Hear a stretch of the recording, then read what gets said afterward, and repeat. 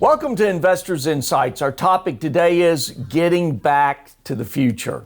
That's going to be a discussion throughout this week and the coming weeks as we decide as a nation how to roll out or to give people opportunities to get back to life, back to work, to start understanding the systems and processes we need to implement. And here with me today, I'm always thrilled to have these guys on our portfolio strategy side of Five Plan Partners. I have Bobby Norman, Trey Booth, Ashley Page, and Adam Van Zant. Good morning, gentlemen. It's good to see you. I hope each of you survived the storm last night at your various locations. We did. Well, on that note, let's jump right in because Bobby, when we had our discussions earlier this morning, you brought up about some of the key topics this week, mainly about earnings. And when you're looking at stock market valuations, earnings play a key role. Yeah, earnings are very important. In the past 2 weeks, the market has traded up on the news that the virus cases are starting to peak. That's great. But we think the true test is going to start this week and the next couple of weeks here as the market tries to digest the first quarter earnings reports that we'll be talking about. And so a couple of things we look at here with the earnings reports. One, are companies having solvency issues? Are they having supply chain interruptions? Are they having expected layoffs that they'll be talking about? And really, how strong are their dividends? And so company guidance and company outlooks will be crucial here the next 2 to 3 weeks. And we're also looking at economic reports. We've already seen 17 million people lose their jobs over the past 3.5 weeks. If this continues, we're trending to have an unemployment rate above 15%. Also, we've seen auto sales decline 35%, and then consumer confidence down 10% month over month. So this week, our attention will be paid closely to retail sales. We expect that number to come down lower. And then also, we'll be getting the credit card charge-off report.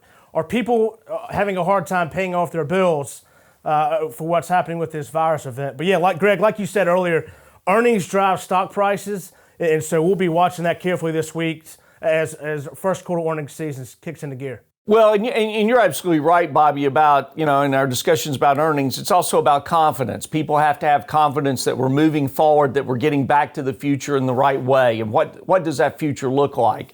So often people are talking about, let's just flip the switch and let's all go back to our lives again.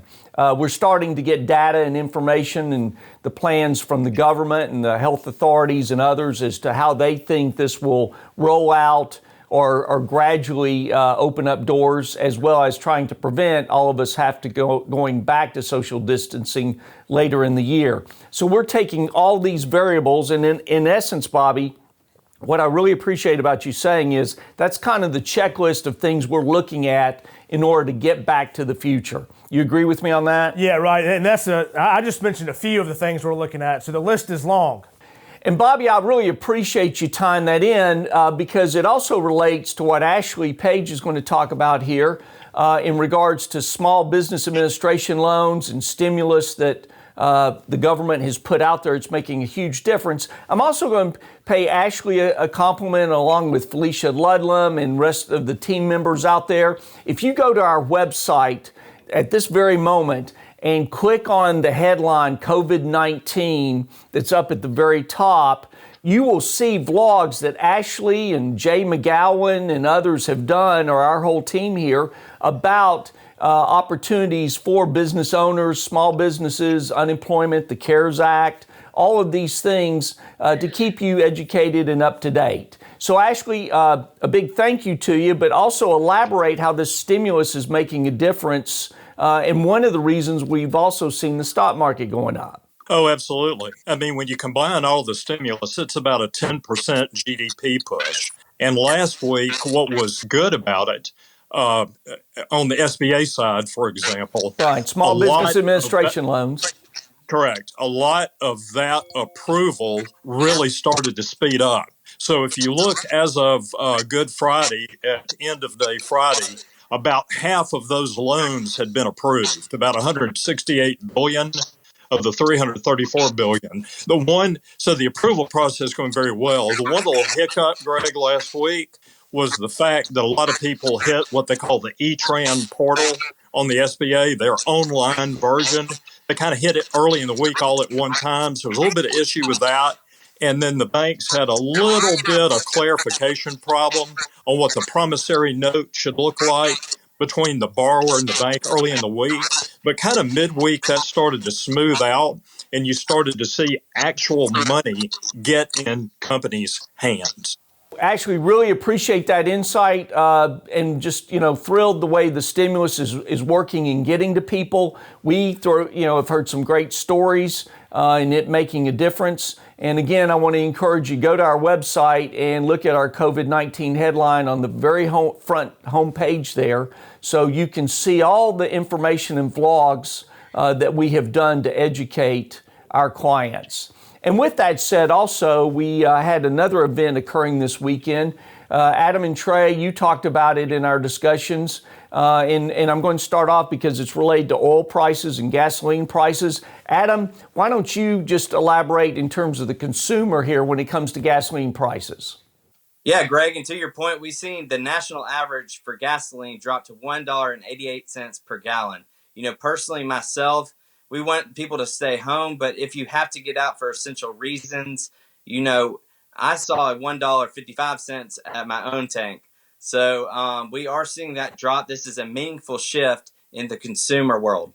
Yeah, there's no doubt the prices are lower, and we should be inspired to be out there driving, just not as many places to go, and our schedules have changed with social distancing. And then, Trey, give us the broader picture of what's really taking place here, because you got an economy that has been impacted by the COVID-19 virus, and simultaneously you got Saudi Arabia and Russia out there pounding on our oil drilling and independence that we have here in the United States. That's right. So this is the price drop in oil is unique because it's a demand shock. Historically speaking, what happens is when OPEC gets together, they agree upon a production number.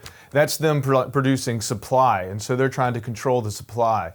Due to the recent crisis, demand is really where the drop is coming from, and that's something they have less control over. So over the weekend, OPEC plus U.S. consumers or U.S. producers in Russia came to an agreement to cut production by 9.7 million barrels a day. Now, that is a historic cut. They have never come anywhere close to agreeing to cut that much. The reason why the market's not necessarily reacting so positively is twofold. One, it's less than was expected. People were whispering north of 10, maybe as much as 15 million barrels a day. But then also, to Adam's point, there's just not consumption. Historically speaking, the U.S. consumes 20 million barrels a day. So if you have a price difference of 40 million barrels, of $40 a barrel, that's a savings of $800 million a day. But to save that money, you have to consume the oil, and we just aren't consuming it. The drivers across the world, airlines, cruise ships, they're just not out using oil. And so while there's usually a benefit to a price drop where it hurts producers, helps consumers, we're not having that counterbalance. And so the producers are really trying to play catch up to reduce the production to a point where they can kind of balance out with the consumer. It's less of an issue with people aren't consuming and people aren't saving. It's more also where there's nowhere to store it.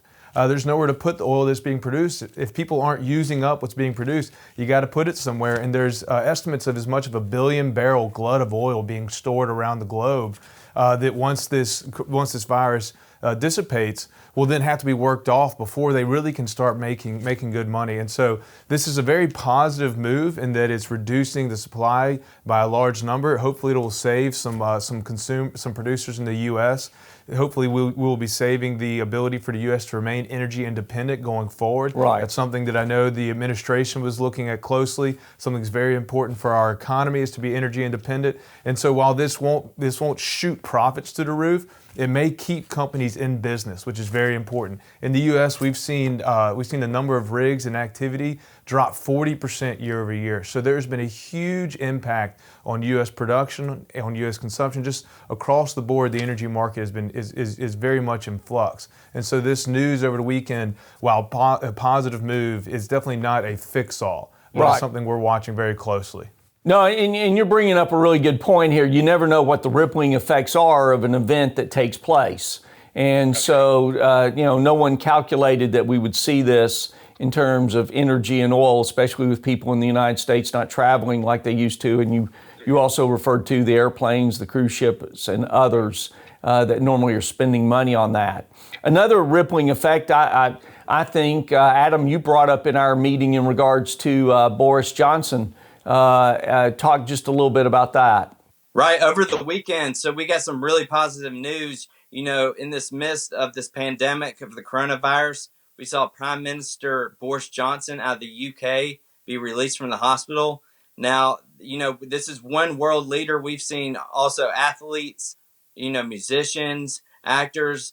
It's been a really bad time, but we start to get a glimmer of hope seeing a world leader such as his power go from the ICU of the last 2 weeks to being released from the hospital. And now maybe that can take some tension, not only on the UK, but from a world standpoint of a headliner, where the UK can get back to business, start to try to see where they can place some vaccines and different items to try to push past this coronavirus and give just a glimpse of hope. Yeah, I mean, you're absolutely right with that too, and there's been a lot of tragedy with this virus, and we are hurting over that. At the same time, though, as world leaders are involved in this in so many different ways, and unfortunately, Boris Johnson had to go through that whole experience, but it motivates everyone to move forward, to find us drugs and vaccines and answers so that we can all get back to the future. So we hope that this next week is a great week for you as we still continue to social distance and adjust to this way of life. We are working every day to see how we can get back to the future and what that future will look like.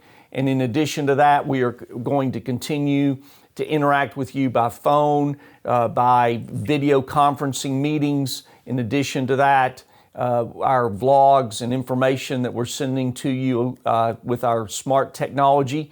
So you continue to give us feedback. We appreciate all of you that have been sharing our information with others. We find that there's a lot of anxiety out there, and any way we can help anyone remain calm and not go into a panic is one of the best things we can do.